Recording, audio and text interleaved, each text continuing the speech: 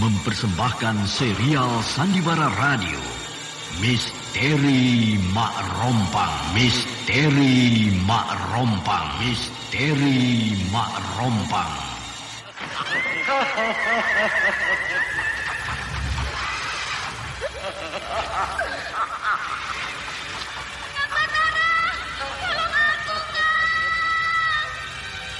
Cepat kemari, Wulan. Mak Rompang. Kisah bangkitnya kembali setiap 200 tahun. Seorang anak manusia yang dapat berganti wajah dan wujud. Terkadang menjadi seorang gadis cantik teramat cantik. Terkadang menjadi seorang nenek tua renta buruk rupa yang selalu menimbulkan prahara dan malapetaka mengerikan bagi umat manusia. Bahaya, kita dalam bahaya. Sina, cepat tinggalkan tempat ini. Cepat, tunggu Kamira. Aku mau menutup warung dulu. Jangan pikirkan warungmu, pikirkan nyawamu. Hei, menjauh. Tuk Tunggal bilang menjauh. Takut itu berapa panas. Tuk Tunggal ada di mana, Wira? Tuk Tunggal berada di dalam kabut. Hei, penyihir semua. Penyihir keluar dari desa.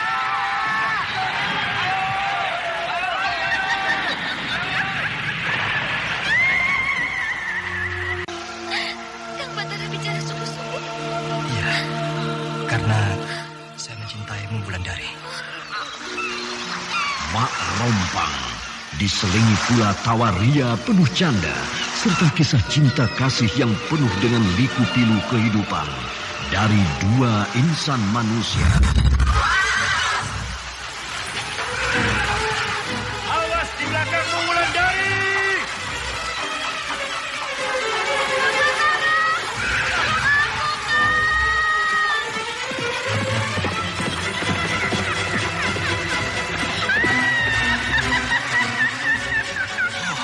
Celaka, Wulandari dibawa lari Mak Rompang. Dia.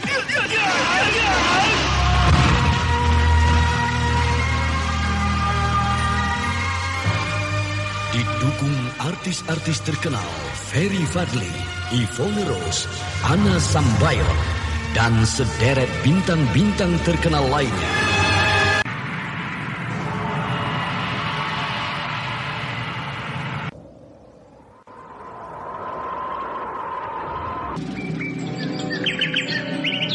Burung apa itu, Nyi Guru? Bulunya indah sekali. Kenapa Nyi Guru terkejut? Tidak apa-apa. Burung itu namanya Kinara. Kinara? Iya, Kinara. Kenapa burung ini ada? Bukankah burung ini biasanya hanya ada di dalam dongeng? Kenapa Nyi Guru? Burung itu biasanya burung-burung yang diceritakan di dalam dongeng. Oh, suara burung itu bagus sekali, Nyi. Iya. Ikutilah episode ke-12 Kidung Kinara. Kidung Kinara. Kidung Kinara. Kidung. Naskah karya Asmadi Syafar. Di seri yang ke-7 ini didukung para pemain.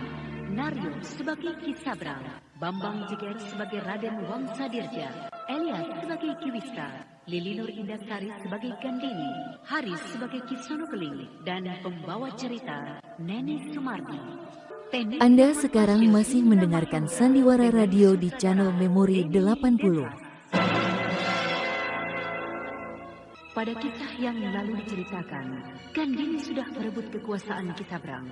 Bahkan dengan segala keinginannya, dia mencoba juga untuk menguasai Tegal Sari, sehingga terjadi pertengkaran dengan Ki Ludira. Bahkan pertengkaran itu akan sampai pada adu senjata. Batara cepat menengahi. Bahkan Batara menasihati Gandini bahwa tindakannya itu salah. Sementara Wulandari menemui Ki Ludira di Tegal Sari, Wulandari menanyakan bagaimana ibunya sampai tewas dan siapa yang membunuh ibunya. Di tempat lain di kota raja, Raden Wangsadirja bermimpi bertemu dengan Kanti karena pada siang hari Wangsadirja telah menangkap burung Kinara yang sebenarnya adalah jelmaan dari diri Kanti. Kanti minta aku melepaskan burung itu. Begitu dia bilang dalam mimpiku tadi malam. Suara burung ini bagus sekali. Dan bulu burung ini indah sekali. Sayang kalau aku harus melepaskan. Bahkan kalau aku piara terus.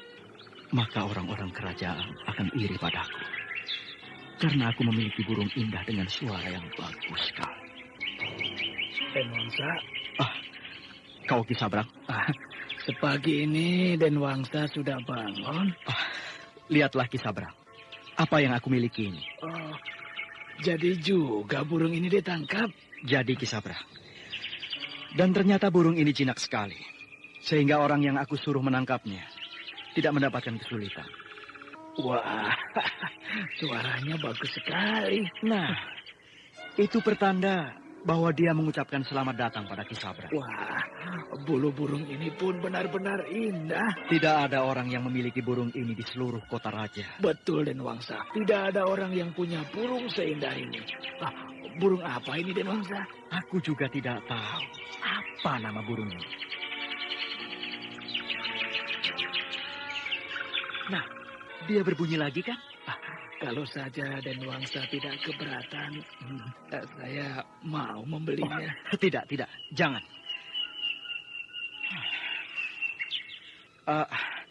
Bagaimana Ki Sabrang? Tampaknya pagi ini Ki Sabrang cerah sekali. Ada berita bagus yang saya dapat, Denwangsa. Berita apa itu? Bagaimana kalau kita bicara di dalam saja? Kenapa? Kau takut didengar orang? Ya, siapa tahu, Den. Dalam keadaan negeri seperti ini, di mana-mana pasti ada kuping yang siap mendengarkan berita-berita penting seperti yang akan saya sampaikan ini, Den. Baiklah. Mari masuk ke rumahku. Iya, Den. Berita apa yang akan Ki Sabrang sampaikan padaku? Seperti yang saya bilang kemarin, bahwa saya pergi menemui Kisana Keling. Oh iya, apa kabar Kisono Keling? Baik, Den. Di mana Kisono Keling sekarang? Masih berkemah di luar Mentilin? Tidak, Den. Tapi Kisana Keling sudah mendekati kota raja. Apa? Betul, Den. Kota raja sudah mereka kepung dari segala penjuru. Tapi kenapa aku belum tahu? Kenapa orang-orang di kota raja ini tenang-tenang saja? Kepungan itu belum begitu tampak, Den. Itu sebabnya orang-orang di kota raja ini tenang-tenang saja. Di mana pasukan Singasari itu sekarang, Ki Sabrang? Mereka berada ribuan tombak dari kota raja. Mungkin kalau kita hitung dengan lamanya perjalanan, ya kira-kira setengah hari perjalanan, Den. Ya, jarak itu cukup jauh. Tapi kalau dihitung dalam ilmu keprajuritan, jarak itu sudah merupakan jarak ampuh untuk menyerbu sasaran yang diinginkan. Betul, Den. Banyak mereka? Tampaknya Singasari mengerahkan seluruh kekuatannya yang ada di negeri ini, Den. Celaka. Sebentar lagi habislah riwayat kerajaan ini, Ki Sabrang. Ya, tergantung bagaimana sikap Sri Baginda Maharaja, Den. Kalau Sri Baginda Maharaja mau bekerja sama, ya pasti Singasari tidak akan menghancurkan kerajaan ini. Tapi kalau Sri Baginda Maharaja berkeras untuk mengadakan perlawanan, ya tentu pasukan Singasari akan menggempur habis-habisan ke dalam kota raja, Den. Kenapa Ki Sabrang begitu gembira? Bukan saya saja yang bergembira mendengarkan berita ini, Denwangsa. Tapi Denwangsa juga harus bergembira. Karena bila Singasari menguasai kerajaan ini, maka Denwangsa tetap akan mendapat kedudukan sebagai bangsawan. Karena Kisono Keling sudah menjanjikan seperti itu dulu pada Denwangsa. Sedangkan saya, Den, akan mendapat kembali kedudukan di Mentilin. Bahkan mungkin lebih dari itu, Den.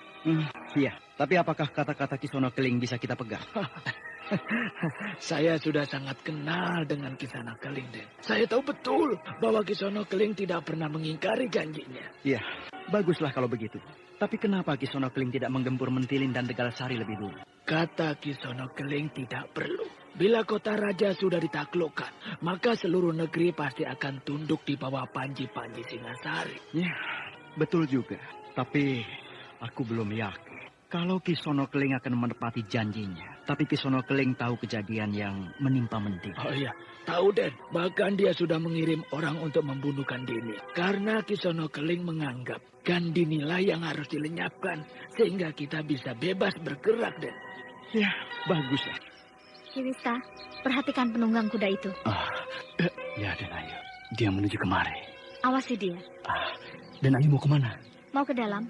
Kalau dia mata-mata Ki Sabrang, akan aku habisin nanti. Baik, Den Ayu.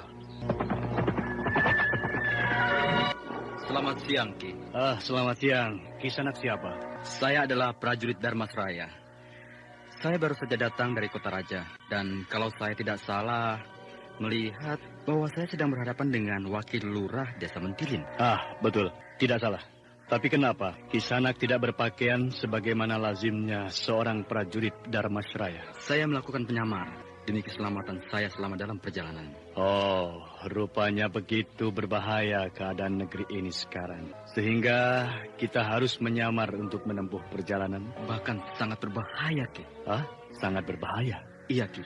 Tapi nantilah saya ceritakan. Dan sekarang, apakah saya bisa bertemu dengan Lurah Mentilin ini? Lurah Mentilin? Lurah yang mana yang Kisanak maksudkan? Ki Rekso atau Ki Sabrang? Bukan Ki Rekso, karena beliau sudah almarhum. Ki Sabrang? Juga bukan, Ki. Ki Sabrang tidak begitu disukai oleh kerajaan. Tapi saya ingin bertemu dengan Den Ayu Gandini. Den Ayu Gandini? Betul, Ki. Bukankah Den Ayu Gandini yang sekarang ini memimpin desa ini? Oh, jadi kerajaan sudah tahu kalau Den Ayu Gandini sudah merebut kembali hak keluarganya untuk menjadi petinggi di desa. Anda sekarang masih mendengarkan Sandiwara Radio di channel Memori 80. Mungkin, Ki. Saya tidak tahu betul. Tetapi saya disuruh menyampaikan surat ini untuk Den Ayu Gandini. Surat dari siapa? Dari Sri Baginda Maharaja? Bukan, tapi dari Raden Wangsadirja. Oh. Saya permisi, Ki. Tunggu dulu. Kisanak belum menceritakan bagaimana keadaan yang Kisanak lihat selama dalam perjalanan dari kota raja kemarin. Keadaan negeri ini dalam bahaya. Di mana-mana saya selalu berjumpa dengan pasukan Singasari. Oh, celaka. Apakah pasukan Singosari juga sudah mendekati kota raja? Iya, kini mereka sedang berkemah di dekat kota raja. Apakah mereka sudah mengepung kota raja? Belum. Tetapi jarak perkemahan mereka dengan kota raja kira-kira sepenggal matahari pagi. Oh, mereka sudah mendekati kota raja. Maaf, Ki. Saya harus cepat-cepat kembali supaya tidak kemalaman di jalan. Ya, hati-hati Kisanak. Terima kasih, Ki.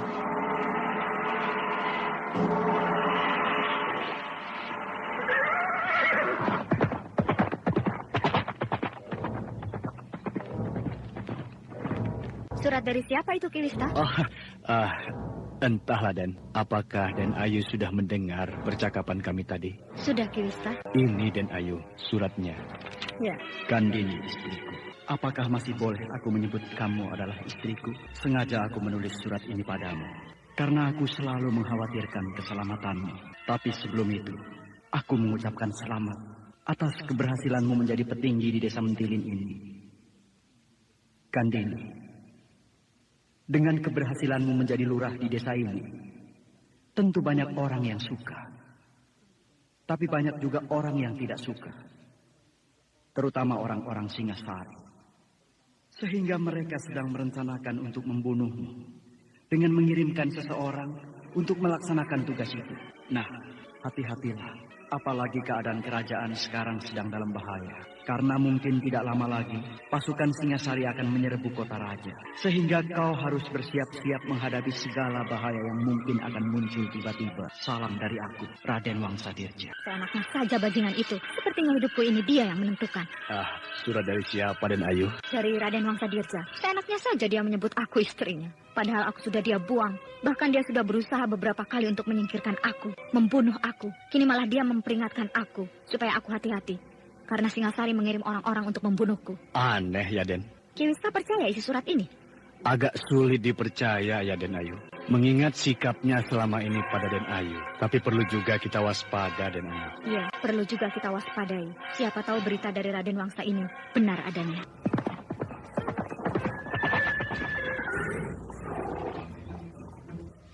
Prajurit Singasari ini menghadang perjalananku. Dari pagi jalan ini sepi. Kini sudah dipenuhi oleh pasukan Singasari. Salah. Aku masuk ke dalam perkemahan pasukan Singasari. Aku harus memutar arah. Berhenti! Prajurit Singasari itu menyuruhku berhenti. Ada apa Kisana? Silakan Kisana turun dari kuda. Lalu ikut kami. Ada apa? Perwira kami ingin bertemu dengan Kisana. Ada saja. Ayo Kisana, turunlah. Atau kami harus memaksa Kisana untuk turun. Baik. Hup. Ayo ikut aku. Tunggu, kuda ini harus aku tampatkan dulu. Biarkan saja, tidak akan lari dia. Iya. Silakan masuk ke dalam kemah ini. Iya. Di sana Keling, orang ini sudah kami tangkap. Iya. Masuk. Aku mereka tangkap. Celaka. Ayo masuk. Masuk. Iya. Duduk. Kamu harus sopan kalau berhadapan dengan perwira kami. Baik. Kalau melihat bentuk tubuhmu, pasti kamu seorang prajurit dari kerajaan Dharmasraya. Ayo jawab. Bukan. Lalu siapa kamu? Saya hanya penduduk biasa. Oh, jadi kamu tidak mau mengaku kalau kamu seorang prajurit Dharmasraya? Saya hanya penduduk biasa. Saya bukan seorang prajurit. Baik. Dari mana kamu? Dari Mentilin. Apa yang kamu lakukan di sana? Mengunjungi keluarga saya. Kamu tidak bohong? Saya tidak bohong. Kamu tinggal di mana? Di Tegalsari. Ternyata kamu berbohong. Saya tidak bohong. Kamu tinggal di Kota Raja, kan? Jaka mereka tahu. Prajurit kerajaan Dharmasraya itu masih terus ditanya oleh Kisono Keling. Karena Kisono Keling ingin tahu siapa sebenarnya tawanannya itu. Bahkan Kisono Keling sudah mempersiapkan sebuah rencana supaya prajurit itu mengaku terus terang. Kini prajurit itu dalam bahaya, nyawanya sedang di ujung tanduk. Jadi kamu belum mau mengaku juga? Saya tidak bohong, saya bukan prajurit kerajaan. Baiklah, petugas sandiku tadi malam melihat pintu Kota Raja sudah tertutup rapat. Tetapi tiba-tiba begitu kota terbuka, lalu kamu keluar dengan memacu kudamu. Kamu bukan dari Tegalsari, tapi kamu dari Kota Raja. Biasanya, orang-orang yang punya urusan penting saja yang diberikan izin untuk meninggalkan kota tengah malam seperti itu. Dan kamu tentu punya urusan penting ke Mentilin. Mungkin petugas Sandi Singasari salah lihat. Aku tidak pernah berada di Kota Raja. Aku dari Tegalsari. Tadi pagi, aku berangkat dari Tegalsari menuju Mentilin. Baik. Kamu kenal laki-laki ini, prajurit? Kamu kenal, kan? Ini yang melihat aku keluar dari pintu gerbang kota tadi malam. Kamu kenal dengan laki-laki ini, prajurit? Kalau tidak, maka dia yang akan menceritakan bahwa kamu tadi malam keluar dari pintu gerbang kota. Kamu kenal? Iya. Nah, Kisabrang, tolong ceritakan siapa sebenarnya laki-laki yang aku tangkap ini. Dia seorang prajurit kerajaan Dharmasraya. Apakah Kisabrang tahu apa yang dilakukannya keluar malam-malam menuju Mentilin? Dia pasti disuruh. Tunggu.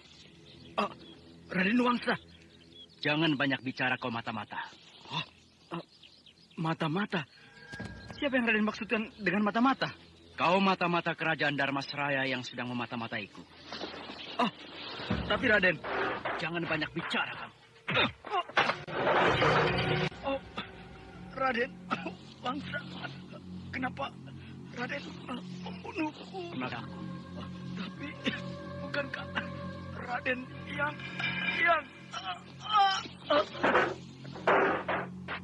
dia mati. Kenapa Raden bunuh dia? Mata-mata seperti itu tidak usah hidup lama-lama di dunia ini, Kisono Keling. Ada apa, Kiwista? Muka Kiwista pucat. Maaf, Den Ayu. Saya mengganggu Den Ayu malam-malam begini.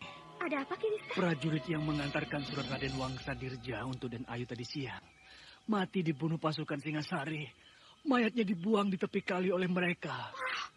Orang-orang Singasari rupanya mengikutinya. Perketat penjagaan di sekitar rumahku ini, Kiwista. Iya. Pasti mereka akan datang membunuhku malam ini. Jadi, Den Ayu percaya isi surat yang dikirimkan oleh Raden Wangsa Dirja itu? Iya. Ganti? Lambano. Siapa yang mengurungmu seperti ini? Raden Wangsa Dirja. Kalau kamu dikurung begini, maka kamu tidak akan dapat melakukan tugas yang aku berikan padamu. Tapi aku tidak bisa melepaskan diri. Sangkar ini kuat sekali. Pegang tanganku kuat-kuat. Iya. Sudah. Iya.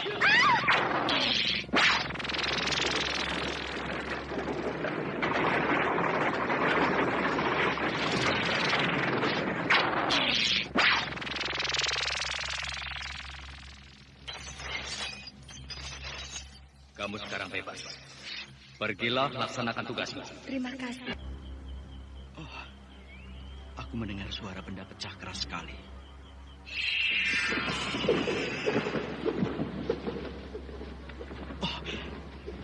Jangan-jangan burung itu lepas. Sebaiknya aku lihat.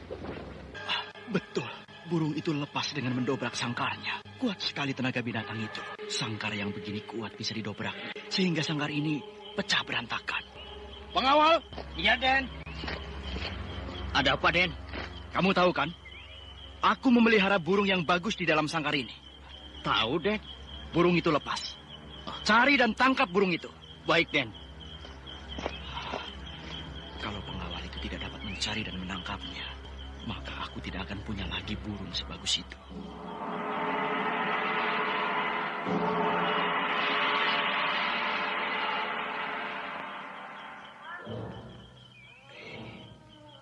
Aku seperti melihat orang berdiri di muka kamarku. Siapa dia?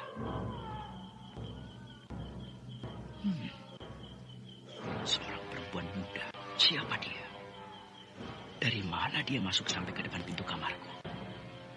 Jangan-jangan salah seorang perempuan yang aku... Dia meniup lampu gantung di ruangan itu. Sehingga ruangan itu jadi gelap sekali. Wajah, berani benar dia. Siapa? Aku siapa? Ini wujudku.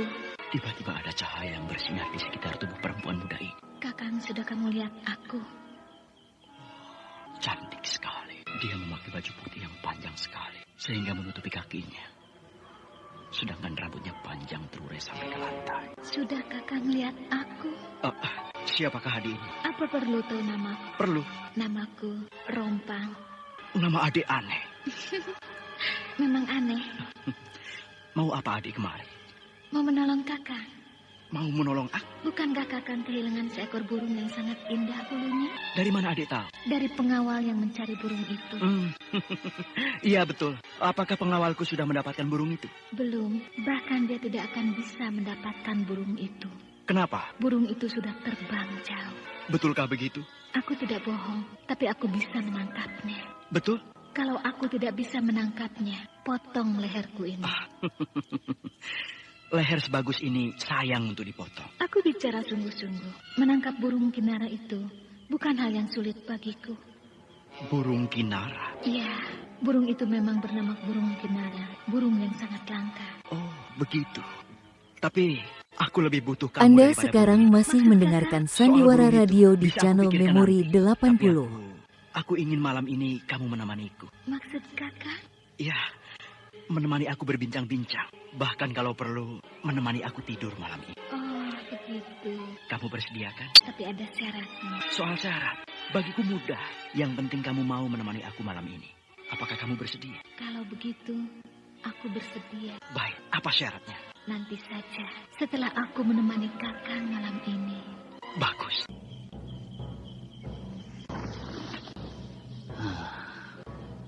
Apakah pantas malam-malam begini aku melaporkan pada Raden Wangsa bahwa aku tidak berhasil menemukan burung piaraannya itu?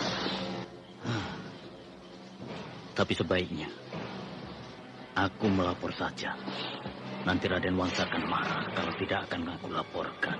Den Wangsa? Den? Apakah Den Wangsa sudah tidur? Itu Den Wangsa. Kenapa Den Wangsa duduk di taman itu? Oh, dia duduk ditemani seorang perempuan yang sudah sangat tua. Bahkan perempuan tua itu hanya tinggal tulangnya saja. Den Wangsa memeluk perempuan tua itu. Den Wangsa memeluknya dengan mesra sekali. Aneh. Kenapa selera Den Wangsa sekarang berubah? Biasanya Den Wangsa suka pada gadis-gadis cantik. Tapi kini Den Wangsa suka pada nenek-nenek. Perempuan tua itu melihatku. Perempuan tua itu memandangku dengan bengis. Aku harus pergi. Aku ngeri melihat wajah perempuan tua itu. Kang, hari sudah hampir pagi. Aku harus pergi. Kenapa harus pergi? Nanti pengawal-pengawal Kakang melihat kita. Biar saja. Tapi aku malu. Kalau begitu, mari kita masuk ke dalam kamarku. Tidak usah, aku harus pulang. Nanti siang saja pulang. Sekarang saja. Lain kali aku akan datang lagi ke sini. Baiklah. Dan kapan kamu akan menangkapkan burung kinara itu? Burung itu sudah tertangkap. Sudah tertangkap? Kapan kau menangkapnya? Ketika burung itu lepas, dia terbang ke rumahku. Lalu aku tangkap dan aku kurung dia. Kau ternyata gadis yang tangkap. Kalau Kakang mau mengambilnya, datang saja ke rumahku. Di mana rumah adik? Kalau besok Kakang keluar dari pintu gerbang kota, maka Kakang akan melihat seekor burung gagak yang besar hinggap di atas sebuah pohon. Ikuti saja kemana burung itu terbang, maka Kakang nanti akan sampai di rumahku. Bagaimana kalau sekarang saja aku ke rumahmu? Jangan, lebih baik besok saja, Kakang. Baik, aku akan datang besok ke rumahmu. Malam yang indah. Bahkan malam tadi, malam yang sangat indah bagiku. Belum pernah aku bertemu dengan gadis secantik Rompang. Rompang. Namanya kurang enak didengar. Tapi aku tidak peduli. Orangnya sangat cantik. Siapa? Saya, Den. Masuk. Iya, Den.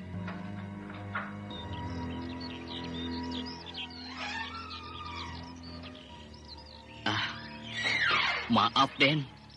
Saya mau melaporkan hasil pengejaran saya tadi malam. Seharusnya kamu melapor tadi malam, bukan sekarang. Tadi malam saya sudah kemari, Den. Lalu? Tadi malam Den Wangsa ada tamu, sehingga saya takut mengganggu Den Wangsa. Iya, jadi kamu melihat tamuku tadi malam? Lihat, Den. Bagaimana? Cantikkah tamuku tadi malam? Cantik?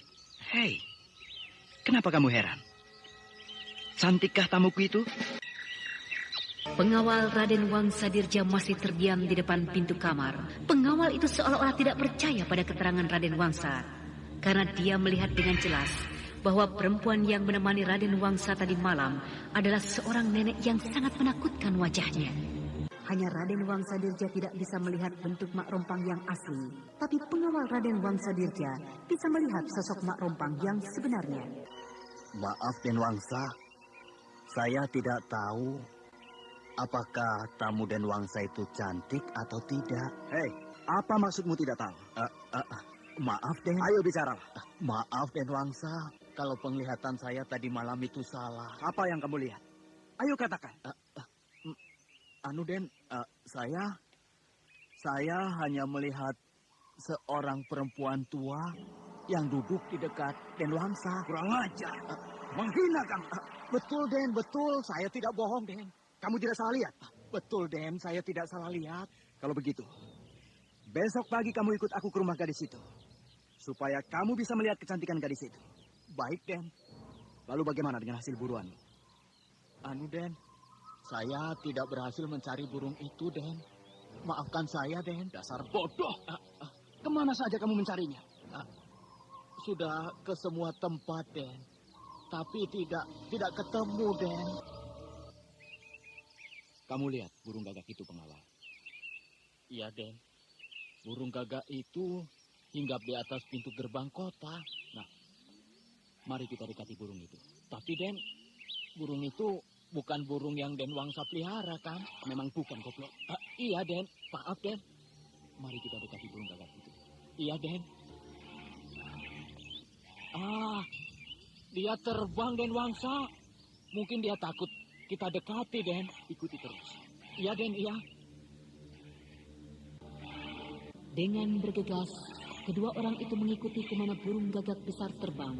Semakin cepat mereka berjalan, semakin cepat pula burung gagak itu terbang. Sehingga mereka tampak keletihan. Namun Raden Wangsa Dirja tampak tidak putus asa. Dia tetap bersemangat untuk mengikuti kemana burung itu hinggap dan terbang lagi.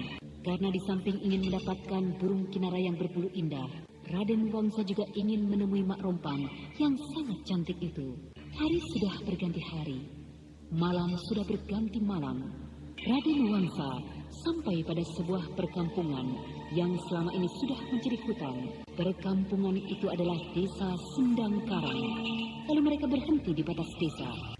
Kenapa kamu berhenti, pengawal? Apakah kamu tidak melihat burung itu hinggap di pohon randu di tengah desa itu?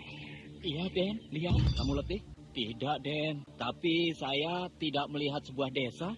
Kamu keterlaluan. Desa yang begini besar kamu bilang sebuah hutan. Betul, Den Wangsa. Saya tidak melihat sebuah desa pun. Saya hanya melihat hutan belantara, Den. Kamu keterlaluan. Kamu betul-betul aneh. Hei, lihat itu. Lihat orang-orang kampung sedang berjalan hilir mudik sesuai kebutuhan mereka. Mari kita tanya mereka. Iya, Den. Aku tidak melihat apa-apa. Kecuali hutan belantara. Hei, di sana. Ini desa apa namanya? Desa Sendang Karang. Nah, kau dengar kata orang itu, pengawal? Desa ini bernama Sendang Karang. Iya, Den. Aneh. Aku baru bisa melihat kalau ini sebuah desa. Dan itu laki-laki yang ditanya oleh Den Wangsa. Tapi kenapa tadi yang aku lihat adalah hutan belantara? Aku tidak bisa berpikir.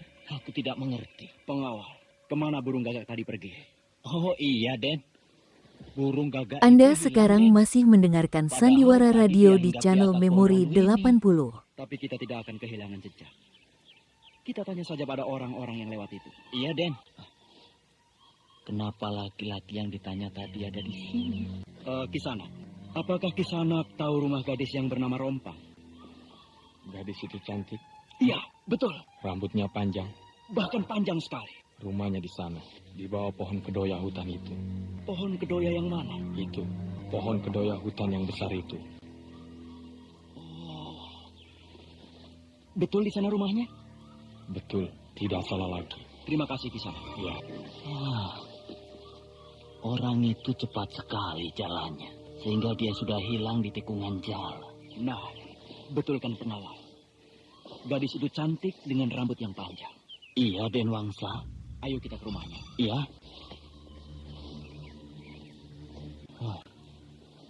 Kampung ini banyak penduduknya.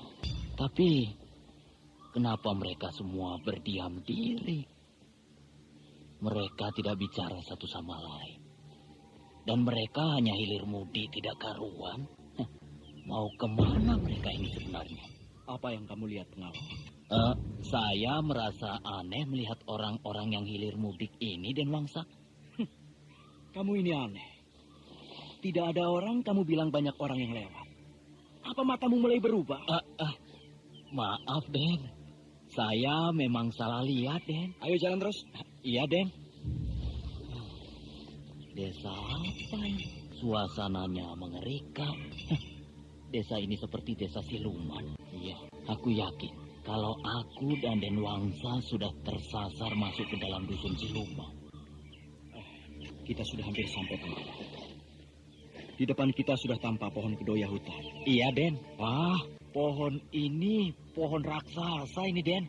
Pasti umur pohon ini sudah ratusan tahun, Den. Nah, itulah rumahnya. Rumah itu besar dan indah. Iya, Den. Rumah itu besar dan mengerikan. Kisanak sudah sampai. Orang ini ada lagi di sini. Siapa dia? Kisanak. Bukankah Kisanak yang aku tanya tadi di jalan? Iya. Tidak usah bingung. Aku adalah kusir kereta gadis yang Kisanak cari. Namaku Daksa. Begitu. Pasti Rompang anak seorang bangsawan. Mau bertemu dengan Rompang, kan? Benar. Dan pasti Kisanak berdua datang dari jauh. Iya. Kalau begitu, istirahatlah di sana. Istirahat? Iya. Bukankah Kisanak berdua sudah berjalan selama 3 hari 3 malam tanpa berhenti? Oh, iya. Kisanak berdua tentu butuh istirahat. Silakan istirahat di rumah itu. Rumah? Mana ada rumah? Itu kan rumah, pengawal. Maaf, Den. Mata saya kembali tidak bisa melihat dengan baik, Den. Kalau kita berjalan jauh, mata kita akan menjadi lelah. Tunggu, Kidasa. Ada apa lagi? Apakah aku bisa bertemu sekarang juga dengan Rompang? Nanti malam baru bisa bertemu. Karena siang hari begini, Rompang sedang tidur. Sayang sekali. Tidak usah tergesa-gesa. Nanti malam pasti akan bisa bertemu lama dengan Rompang. Tunggu. Ada apa lagi? Apakah orang tua Rompang ada? Rompang sudah lama tidak punya orang tua. Maaf. Jadi, Rompang hidup sendirian di sini? Iya. Kasihan dia. Nah, sampai berjumpa lagi nanti malam. Tunggu! Ada apa lagi? Satu pertanyaan lagi. Apa itu? Apakah Rompang mau tinggal bersamaku di kota raja? Tanyakan saja nanti pada Rompang. Aku tidak bisa menjawabnya. Baiklah. Aku masih tidak bisa melihat rumah yang ditunjuk kusir kereta tadi untuk istirahat. Yang aku lihat hanya sebuah pohon besar dengan semak-semak yang rimbun di bawah. Ayo, pengawal. Kita istirahat di rumah itu. Iya, Den. Baru aku bisa melihat bahwa di bawah pohon itu ada rumah kecil yang bagus. Sudah hampir tengah malam, pengawal. Tapi Rompang belum juga muncul. Iya, Den. Sudah tengah malam, Den. Bagaimana kalau kita datang saja ke rumahnya? Baik, Den. Oh, Rompang. Lihat pengawal. Ini dia gadis itu. Cantik sekali bukan? Iya, Den. Perempuan ini sama dengan yang aku lihat di rumah Den Wangsa. Dia tua dengan wajah yang mengerikan. Iya. Pengawal. Iya, Den. Kamu tunggu di sini.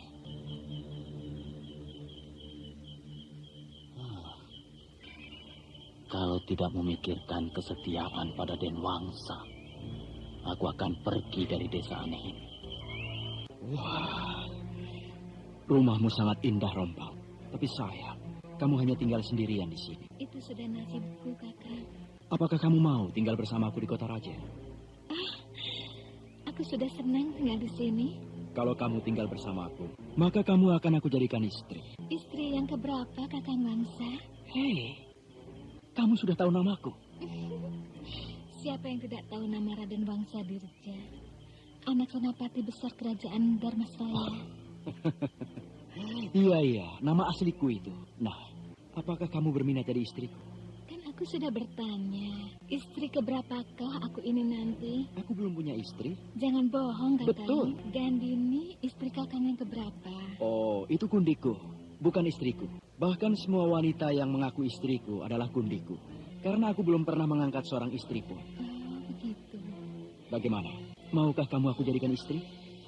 Aku pikir-pikir dulu. Aku mau keputusannya sekarang. Aku tidak memikirkan hal itu malam ini. Aku ingin bersenang-senang malam ini. Bersenang-senang dengan aku, Rompang. Tentu dengan Kakang Wangsa. Dengan siapa lagi? Iya, aku juga ingin bersenang-senang denganmu malam ini. Tapi ingat, syarat yang aku minta 3 hari yang lalu belum Kakang penuhi. Aku akan memenuhi, asal kamu katakan saja apa syarat itu. Baiklah.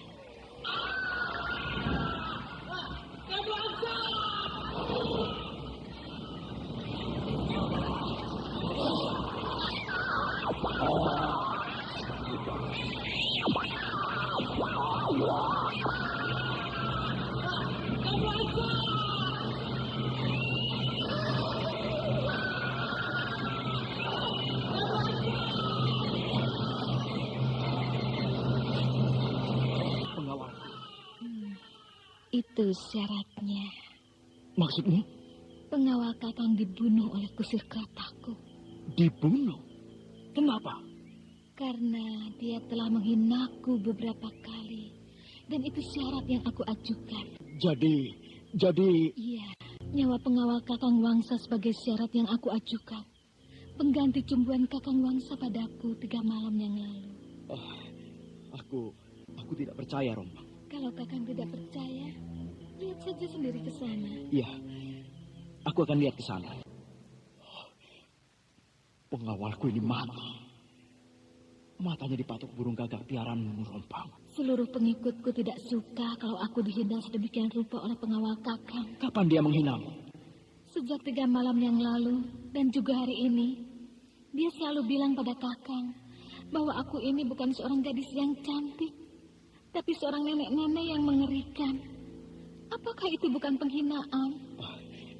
Iya, itu memang penghinaan. Dari mana gadis ini tahu kalau pengawalku bicara begitu padaku? Sudahlah, jangan dipikirkan, Kakang. Nanti bangkainya akan habis dimakan oleh burung gagak. Mak Rompang dan Raden Wangsa Dirja meninggalkan mayat pengawal yang malang itu. Sementara beberapa burung gagak sudah berdatangan hinggap di atas tubuh mayat tersebut. Akhirnya pengawal Raden Wangsa Dirja dibunuh oleh kusir kereta Mak Rompang. Karena pengawal Raden Wangsa Dirja itu tidak percaya kalau Mak Rompang itu sangat cantik. Yang tampak oleh pengawal itu hanya seorang perempuan tua dengan muka yang sangat mengerikan. Kini Raden Wangsa sedang masuk di dalam kekuatan gaib Mak Rompang, sehingga semua yang dilihatnya sangat indah. Bahkan hutan Sendang Karang yang dahulu memang sebuah desa, tidak lagi tampak sebagai sebuah hutan yang lebat dan mengerikan, tapi yang tampak adalah sebuah dusun yang ramai. Sudah siang. Ya, sudah siang, Kakang. Aku sangat senang tinggal di rumahmu ini, Rompang. Kalau Kakang mau pulang, silahkan. Burung kinara yang Kakang inginkan sudah aku siapkan. Oh ya? Pergilah ambil burung itu. Di mana? Di halaman depan. Apakah burung itu di dalam sangkar? Iya, di dalam sangkar. Baik. Aku akan melihat burung itu. Ini dia. Rupanya kamu suka tinggal bersamaku di kota raja. Sehingga kamu dengan mudah ditangkap oleh Rompang. Kamu tidak akan bisa menghancurkan sangkarmu lagi. Karena sangkar ini kuat sekali. Nah, tunggulah. Aku akan menemui Rompang. Kisanak langsung saja pulang. Hei, Kidaksa. Aku harus menemui Rompang dulu. Aku bahkan masih suka tinggal di sini. Majikanku tidak bisa diganggu kalau hari siang begini. Tapi aku masih akan tinggal di sini untuk beberapa hari. Tidak bisa, Kisanak. Kenapa tidak bisa? Kalau Kisanak mau tinggal di sini untuk beberapa hari lagi, maka Kisanak harus menyiapkan 1 tumbal. Jangankan 1 tumbal, 100 tumbal pun aku akan siapkan. Betul. Betul. Berapa hari lagi Kisanak akan tinggal di sini? 7 hari lagi. Berarti Kisanak harus menyediakan 7 orang untuk tumbal di sini. Aku kan sudah katakan, jangankan 7, 100 orang pun aku sanggup menyediakannya. Baiklah. Tapi ingat, tumbal yang ke-7 adalah nyawa Kisanak sendiri. Kisanak jangan main-main dengan aku. Aku seorang bangsawan kerajaan. Aku tidak suka dipermainkan seperti ini. Aku tidak main-main. Aku sungguh-sungguh. Kalau begitu, akan aku tanyakan dulu pada Rompang. Aku sudah bilang bahwa majikanku tidak bisa diganggu siang hari begini. Pulanglah sebelum aku mengusirmu. Kamu sudah keterlaluan. Kamu kan cuma seorang kusir kereta. Aku hanya melaksanakan tugasku. Pergilah sebelum aku usir. Kau sudah terlampau kurang ajar. Kau tidak tahu lagi dengan siapa kau berhadapan.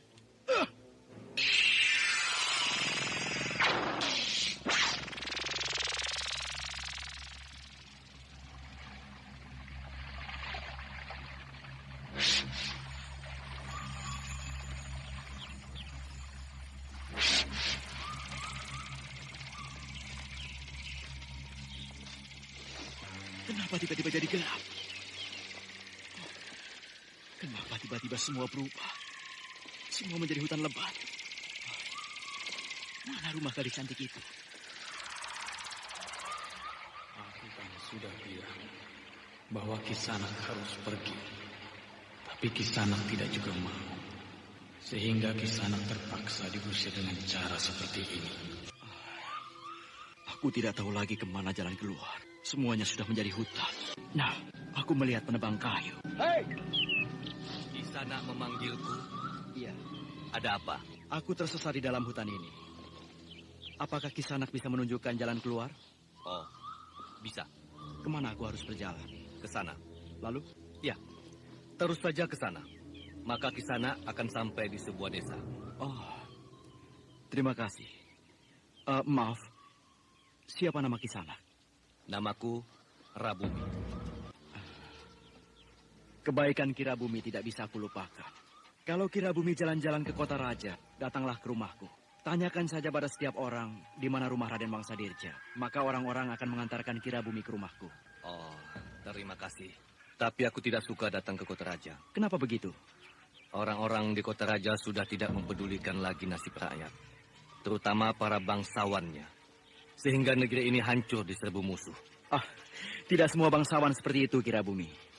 Memang, tidak semuanya begitu. Tapi Kisanak salah seorang bangsawan yang seperti itu.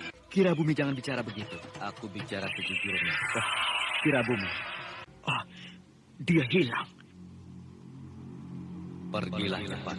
Sebelum aku naik hitam melihatmu di dalam hutan ini, Raden Wangsadirja. Lagi-lagi pengalaman aneh yang aku temukan di sini. Dan ayo, saya membawa tawanan ini. Hah? Raden Wangsa? Iya, aku. Di mana Kiwista temukan dia ini? Di batas desa, prajurit kita yang menemukan dia dan Ayu. Dia seperti sedang memata-matai desa Mentilin, sehingga ditangkap oleh prajurit-prajurit kita.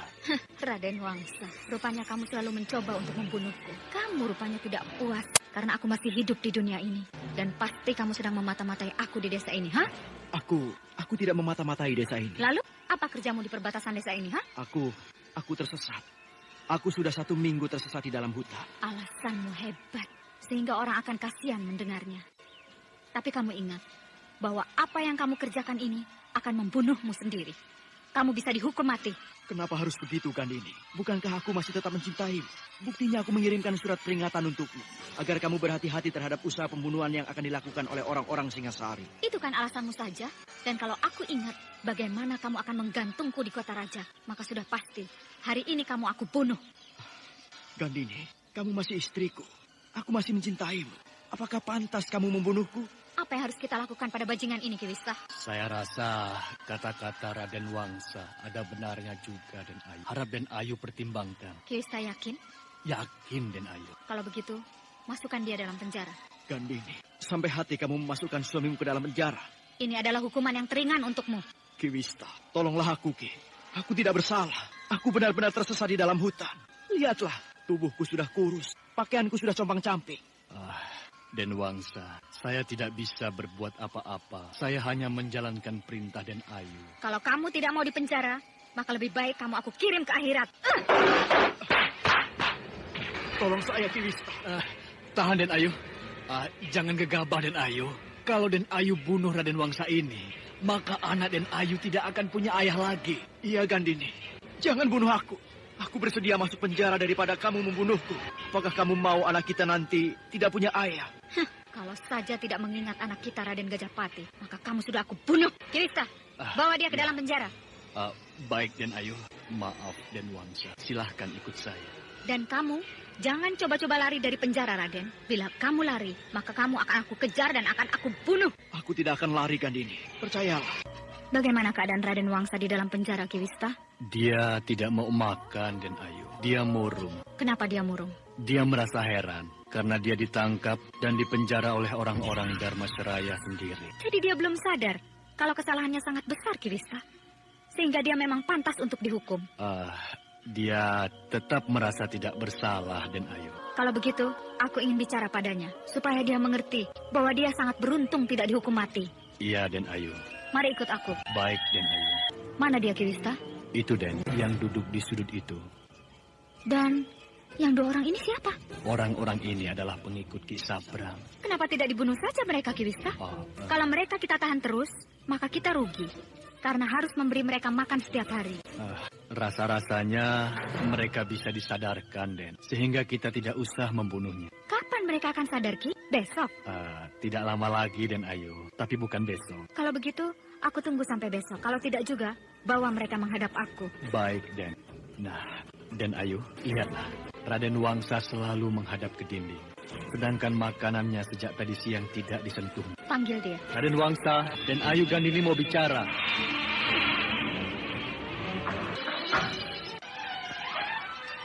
Kenapa kamu tidak mau makan? Aku tidak punya selera untuk makan. Kalau kamu tidak mau makan, berarti kamu bunuh diri. Aku tidak biasa makan makanan seperti itu. Kalau kamu tidak mau makan, berarti kamu menghina aku. Aku tidak menghina siapa-siapa, Gandini. Aku hanya merenungkan nasibku. Nasib yang bagaimana yang kamu renungkan? Aku merasa bingung.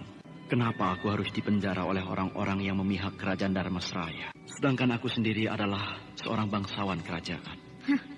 Aku memang berjuang untuk kerajaan, bukan berjuang untuk orang seperti kamu. Gandini, jangan bicara seperti itu. Mengertilah maksudku. Aku tidak bersalah. Kamu sangat salah memenjarakan aku seperti ini. Seandainya orang tuaku tahu, maka kamu akan celaka. Aku ingin sekali menemui senapati kerajaan. Aku ingin sekali menerangkan kepada beliau bahwa sebenarnya beliau mempunyai seorang anak yang tidak berguna bagi kerajaan. Jangan kau membalik-balikan persoalan. Kalau kamu membentakku lagi, maka akan aku penggal lehermu. Apa kamu pikir akan ada orang yang menuntut bila kamu akan mati, ha? Kalau saja malam ini aku habisi nyawamu, lalu mayatmu aku buang di Sungai Batanghari, tidak satu orang pun yang akan tahu. Baiklah. Aku hanya memohon. Tolong lepaskan aku. Aku masuk ke desa ini karena aku tersesat di dalam hutan. Lihatlah pakaianku, sudah compang-camping. Sedangkan tubuhku lesu karena belum menyentuh makanan sedikit pun. Itu kan makanan. Kenapa tidak kamu makan? Terserah kamu. Kalau kamu mati karena kelaparan, mayatmu tinggal aku hanyutkan di Sungai Batanghari.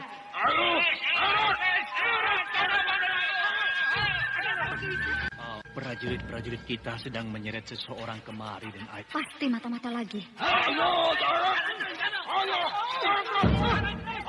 Kau tidak akan kami cincang kamu. Ada apa ini? Siapa dia ini? Orang ini memasuki rumah Den Ayu. Hah? Coba tengadahkan mukanya. Angkat muka kamu. Nah, begitu. Aku tidak begitu jelas melihat wajahnya. Coba obor-obor kalian diangkat lebih tinggi, supaya aku tidak silau melihat mukanya. Ya, begitu. Aku tidak kenal kamu, Kisana. Siapa kamu? Saya dari luar desa ini, Den Ayu. Apa maksudmu masuk kemari? Ayo jawab. Prajurit, apa yang dilakukannya di rumahku? Dia memasuki rumah Den Ayu tadi. Mungkin dia mau mencuri. Aku tidak yakin dia mau mencuri. Pasti dia punya maksud-maksud lain. Apa maksudmu memasuki rumahku? Maaf, Den Ayu. Saya salah. Apa maksudmu masuk ke dalam rumahku, ha? Apa ini? Buat apa kamu membawa senjata ini? Untuk menjaga diri, Den Ayu. Orang mana kamu? Saya dari Tegal Sari, Den Ayu. Jangan bohong kamu. Seluruh orang Tegal Sari aku kenal. Orang mana kamu sebenarnya? Orang mana kamu? Prajurit Singasari. Kurang ajar. Prajurit Singasari yang tertangkap itu masih berlutut di hadapan Gandini. Sementara prajurit-prajurit Mentilin sudah bersiap-siap untuk menjaga segala kemungkinan. Hei orang Singasari, siapa yang menyuruhmu masuk rumahku? Yang menyuruh saya adalah perwira Singasari. Siapa nama perwira itu? Kisana Keling. Kisana Keling. Disuruh apa kamu ke rumahku? Ampuni saya, Den Ayu. Saya tidak berani mengatakannya. Kalau kamu tidak mau mengatakannya, maka kamu akan aku hukum. Sama dengan dia. Kamu lihat laki-laki yang aku hukum itu? Iya, Den Ayu. Nah, bicara. Sebelum kesabaranku habis. Sebaiknya kamu bicara saja. Kalau kamu mau selamat. Saya mau bicara. Bila saya tidak akan diapa-apakan. Baik, kalau kamu bicara. Aku tidak akan menghukummu. Tapi kalau kamu diam saja seperti sekarang ini, maka aku akan menghukummu. Kamu sudah dengar jaminan yang dikatakan oleh Den Ayu? Iya, Ki. Nah, bicaralah. Ayo bilang, apa yang ditugaskan oleh Kisana Keling padamu? Saya disuruh membunuh Den Ayu. Maaf, Den Ayu, ampuni saya. Jangan bunuh saya. Tidak, aku tidak akan melanggar janjiku. Kamu aku lepaskan. Terima kasih, Den Ayu. Terima kasih. Tapi kamu harus bilang pada Kisana Keling bahwa kalau ingin membunuhku, jangan kirim orang lain. Suruh dia sendiri yang datang kemari. Itu kalau dia laki-laki. Iya, Den Ayu. Pasti akan saya bilang. Prajurit, lepaskan dia. Kamu. Apakah saya betul-betul dibebaskan, Den Ayu? Pergilah cepat sebelum aku merubah keputusanku. Beribu terima kasih, Den Ayu. Sekali lagi, beribu terima kasih.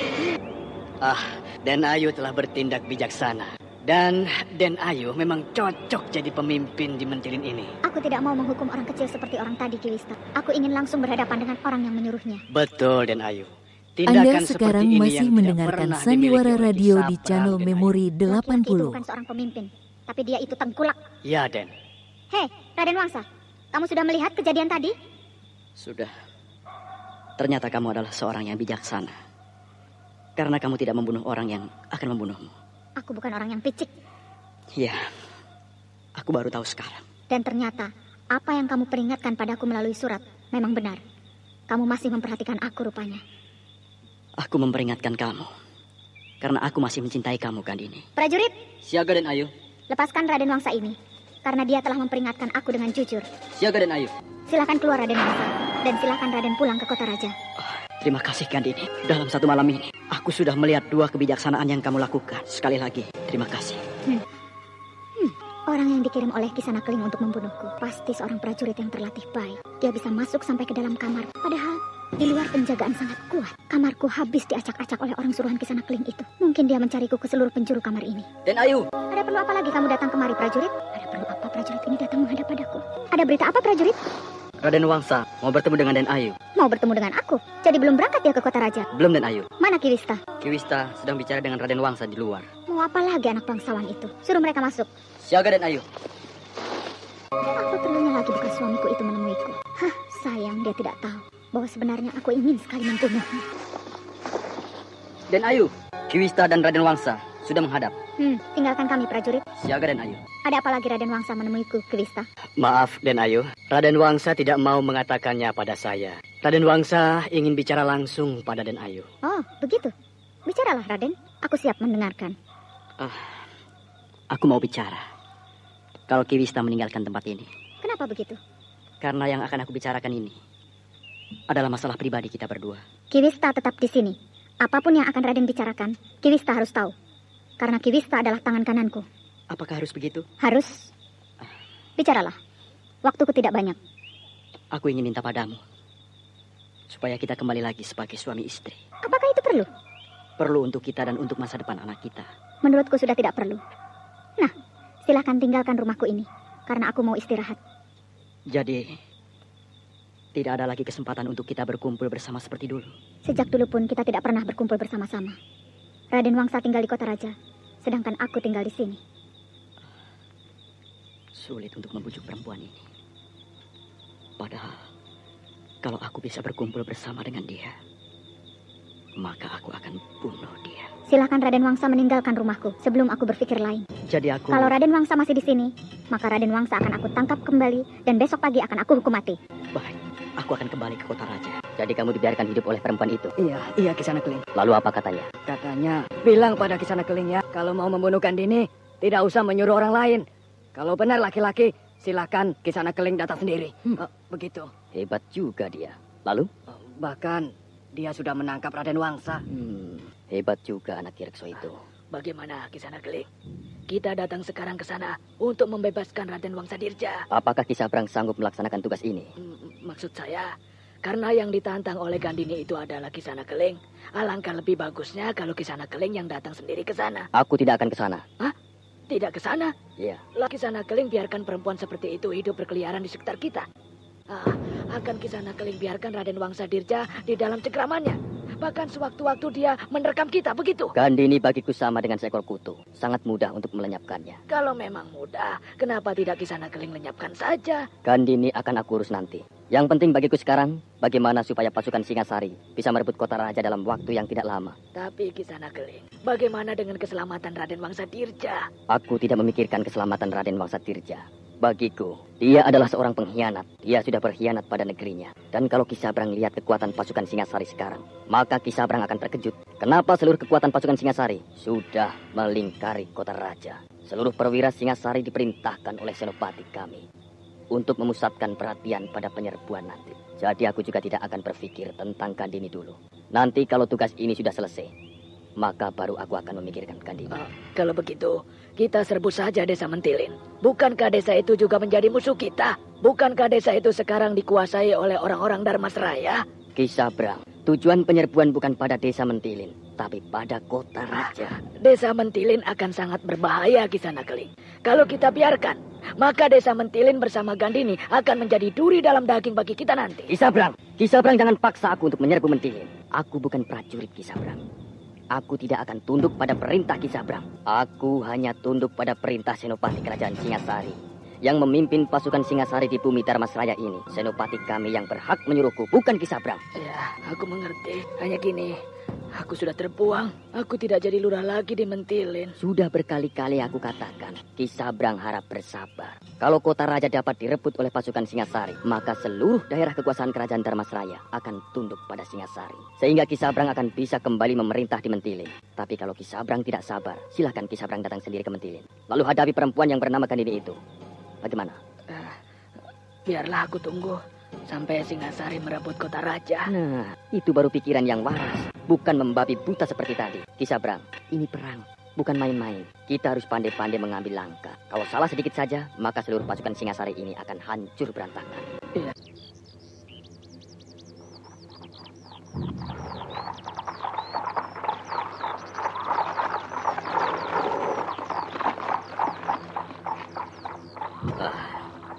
Dan Ayu Gandini dengan 5 orang prajuritnya. Mengapa dia datang ke Tegalsari pagi-pagi begini? Mereka menambatkan kuda mereka. Dan prajurit-prajurit penjaga membiarkan Gandini. Bahkan mereka memberi hormat. Karena mereka menganggap bahwa Gandini masih pimpinan pasukan Tegalsari. Apa boleh buat, akan aku hadapi perempuan itu. Kalau dia macam-macam di sini. Rasanya Gandini tidak bermaksud baik datang kemari. Wajahnya memancarkan dendam padaku. Selamat datang di Tegalsari, Den Ayu. Kiludira. Iya, Den Ayu. Apa keinginan Den Ayu datang sepagi ini kemari? Aku ingin menanyakan sikap Kiludira padaku. Apakah masih belum berubah? Kalau soal sikap saya terhadap Den Ayu, saya tetap menghargai Den Ayu sebagai istri bangsawan. Tetapi kalau saya harus menyerahkan Tegalsari di bawah pimpinan Den Ayu, saya tidak bersedia. Maaf, Den Ayu. Oh, jadi kamu sudah merasa kuat? Saya tidak merasa kuat, Den Ayu. Tapi saya hanya mempertahankan hak saya. Aku tahu bahwa Kiludira sudah merasa kuat dengan mengundang Nyi Sepi dan Wulandari untuk menjaga keselamatan Kiludira.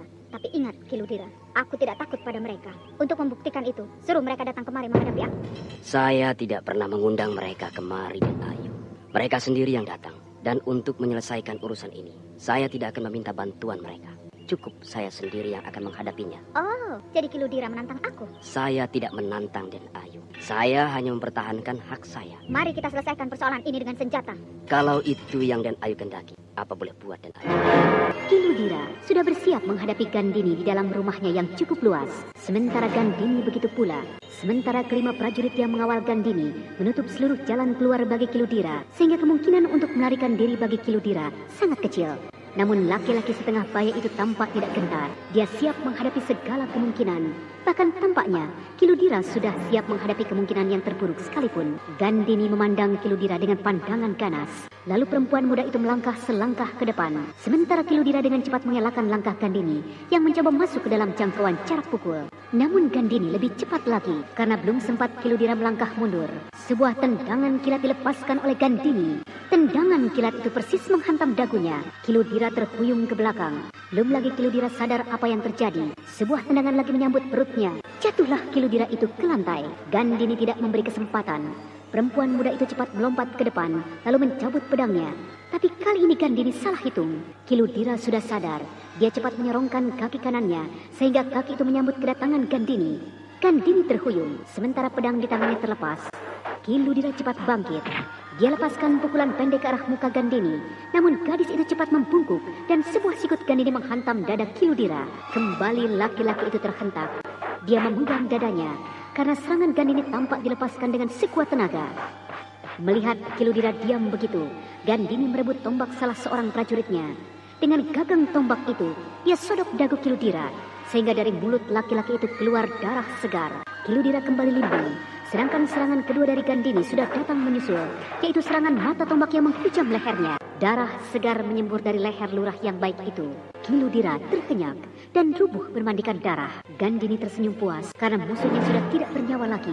Tampaknya Gandini bukanlah lawan Kiludira. Gandini sangat terampil dalam perkelahian itu karena dia sudah ditempa dalam beberapa pengalaman pertempuran menghadapi pasukan Singasari. Sementara Kiludira selama ini belum pernah mempunyai pengalaman tempur. Sementara kepandaian olah kadikjayaan yang dimiliki Kiludira jauh lebih rendah bila dibandingkan dengan Gandini. Akhirnya kau teruskan juga niatmu itu, Gandini. Kau bunuh Kiludira, padahal Kiludira adalah orang yang baik. Aku sudah tidak tahan melihat tingkah laku Kiludira.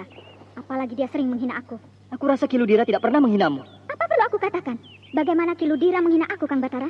Menghina atau tidak, yang pasti kita sudah kehilangan seorang kawan yang bisa kita ajak berjuang bersama-sama dengan kita nanti.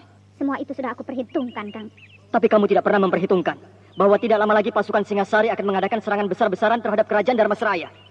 Kalau itu sampai terjadi, maka berarti kita akan mendapat kesulitan besar. Kematian Kiludira tidak ada artinya bagi kerajaan Dharmasraya. Mungkin tidak, tapi bagi kita, bagi desa Tegalsari, besar artinya.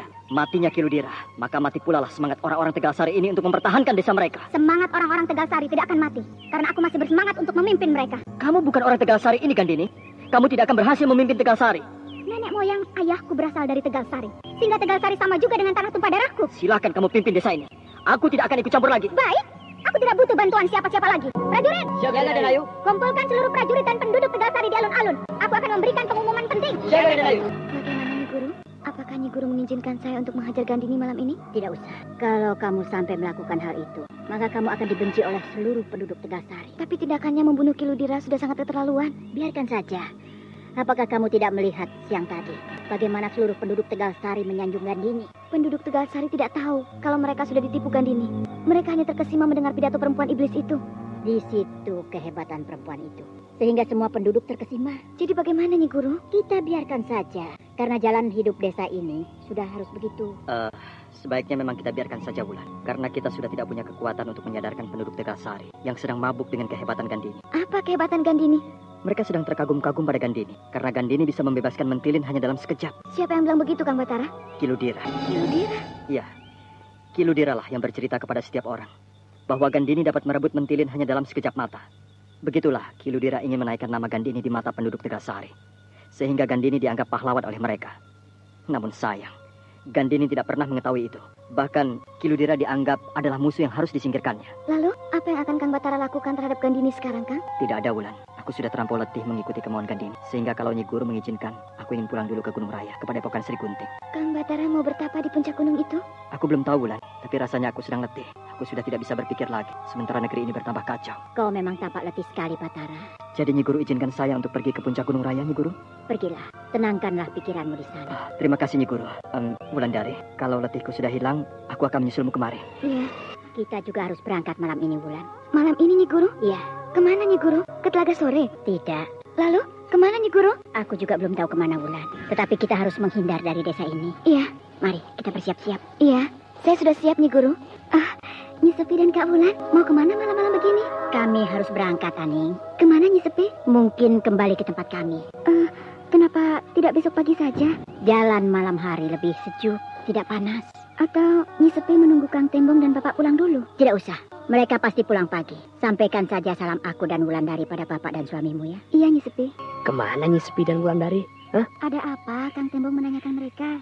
Ada yang akan aku sampaikan pada mereka. Nyi Sepi dan Kak Wulan sudah pergi tadi malam. Pergi? Meninggalkan desa ini maksudmu? Iya, mereka berdua menyampaikan salam untuk Kang Tembong dan Bapak. Kedua orang itu rupanya tahu ada bahaya yang akan mengancam mereka. Perasaan mereka sangat tajam. Kenapa, Kang? Gandini merencanakan akan membunuh mereka berdua malam nanti. Betul begitu, Kang? Iya, Gandini tampaknya akan melakukan sapu bersih terhadap orang-orang yang tidak disukainya. Padahal orang-orang yang akan dibunuhnya adalah orang-orang yang seharusnya diajak berkawan. Karena Nyi Sepi dan Wulandari adalah orang-orang yang berilmu tinggi. Tapi aneh ya, mereka bisa keluar dari desa ini tadi malam tanpa diketahui oleh pasukan Tegal Sari yang meronda.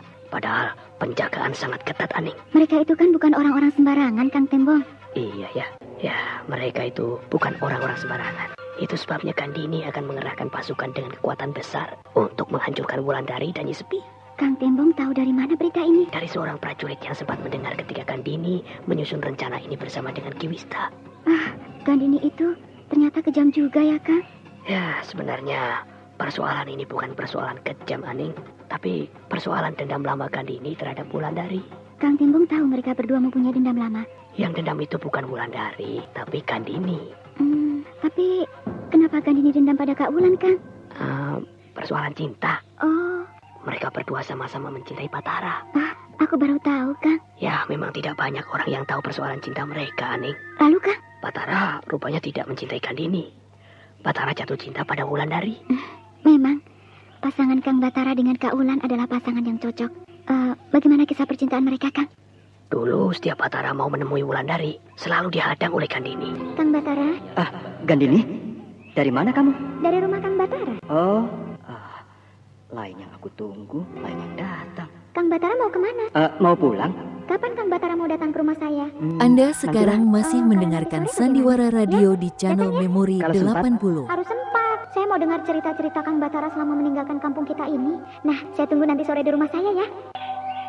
Nah, begitu cara-cara Gandini merebut perhatian Batara, Aning. Jadi Kang Batara memang tidak mencintai Gandini rupanya, Kang? Ya, Batara memang selalu menghindar. Kalau aku, malu loh dibegitukan oleh laki-laki. Tapi Gandini itu memang perempuan yang tidak tahu malu ya, Kang. Perempuan yang tidak punya perasaan. Jangan keras-keras. Sekarang di desa ini banyak mata-mata Gandini yang bisa mencelakakan kita. Sudah begitu bahayakah keadaan desa ini, Kang? Tidak juga. Tapi hampir semua penduduk desa suka pada Gandini. Nah, sehingga tidak akan ada orang yang berani memburuk-burukan Gandini. Iya. Dan bukankah Kang Tembong sendiri adalah orang kepercayaan Gandini? Iya. Sampai saat ini Gandini masih besar kepercayaannya padaku. Hari sudah hampir pagi, tapi mataku belum juga bisa dipejamkan. Aku melihat ada bayangan orang berjalan di halaman rumahku, tapi tidak mungkin ada yang bisa masuk kemari. Penjagaan di luar sangat ketat. Kang? Memang ada orang. Siapa? Aku, Kang. Celaka, Rombang datang. Kang Wangsa tidak usah takut. Aku hanya datang untuk mengembalikan burung kinara yang aku janjikan. Perempuan ini memang perempuan siluman. Tapi kalau dilihat seperti sekarang ini, tidak akan ada orang yang menyangka kalau dia memang perempuan siluman. Dia sangat cantik, melebihi kecantikan siapapun di dunia ini. Terimalah burung ini. Iya, letakkan saja di situ. Tapi ingat, jangan coba-coba menyentuh bulu burung ini. Kenapa? Dia akan lepas dari sangkarnya. Iya. Permisi. Iya.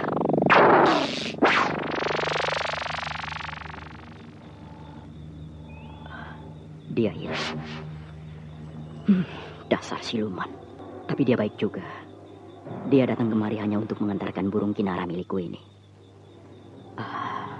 Lebih baik aku masuk ke dalam saja. Aku takut kalau dia tiba-tiba muncul kembali. Rompang sudah ada di dalam kamarku. Kenapa tidak mau menemani aku lagi ya? Sebaiknya aku panggil pengawal. Kang Wangsa tidak usah kemana-mana. Kang Wangsa tidak usah memanggil siapapun. Mereka tidak akan mendengar panggilan Kang Wangsa. Telinga-telinga mereka sudah aku sumpah, sehingga mereka menjadi tuli untuk sementara. Kamu mau apa? Kenapa Kang Wangsa takut padaku? Apakah wajahku menyeramkan? Tidak. Lalu kenapa tidak mendekatiku? Aku... Kalau begitu, kemarilah. Dulu ketika pertama kali kita bertemu, Kang Wangsa tidak pernah takut padaku, bukan? Mau apa kamu kemari? Kan untuk mengembalikan burung kinara itu. Dan ya, sambil ingin bertemu dengan Kang Wangsa. Jangan, tetaplah duduk di sana. Kok aneh? Kita berjauhan saja. Tidak, aku tidak mau berjauhan. Aku mau berdekatan dengan Kang Wangsa. Jangan, sungguh, tetaplah di sana. Raden Wangsa Dirja masih berdiri di tepi dinding. Tubuhnya dirapatkan ke dinding karena dia sangat takut. Nah, pendengar yang berbahagia, marilah kita ikuti lanjutan cerita ini pada keesokan harinya di waktu dan gelombang yang sama. Demikianlah tadi serial Sandiwara Radio Misteri Mak Rompang episode ke-12 Kidung Kinara, dipersembahkan oleh Denhas Adia Suara bekerja sama dengan PT Sinar Effendi Murni, produsen tablet obat kuat Aladina, obat terlambat bulan Menpas Kapsul, tablet obat kuat dan pegal linu Duta Rema, dan jamu godok Cap Gorilla. Terima kasih atas perhatian Anda. Sampai jumpa.